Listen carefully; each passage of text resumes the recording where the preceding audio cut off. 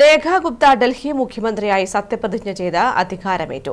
രാംലീല മൈതാനിയിൽ തയ്യാറാക്കിയ സത്യപ്രതിജ്ഞാവേദിയിൽ lieutenant governor VK. Saxena സത്യവാചകം ചൊല്ലിക്കൊടുത്തു. പർവേഷ് വർമ്മ ഉപമുഖ്യമന്ത്രിയായും സത്യപ്രതിജ്ഞ ചെയ്തു.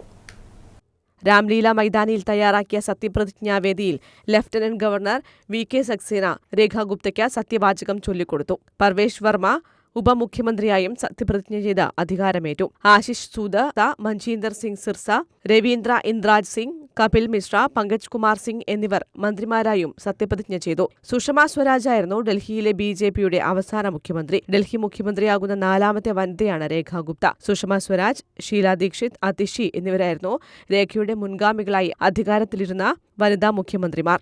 പ്രധാനമന്ത്രി നരേന്ദ്രമോദി, കേന്ദ്ര ആഭ്യന്തരമന്ത്രി അമിത്ഷാ, ബി.ജെ.പി ദേശീയ അധ്യക്ഷൻ ജെ.പി. നദ്ദ, കേന്ദ്രമന്ത്രിമാർ, മഹാരാഷ്ട്ര മുഖ്യമന്ത്രി ദേവേന്ദ്ര ഫഡ്നാവിസ്, ആന്ധ്രാപ്രദേശ് ഉപമുഖ്യമന്ത്രി പവൻ കല്യാൺ, എ.എ.പി. എം.പി. സ്വാതി മലിവാൾ എന്നിവർ സത്യപ്രതിജ്ഞാ ചടങ്ങിനെത്തിയിരുന്നു. News desk, Kannur vision.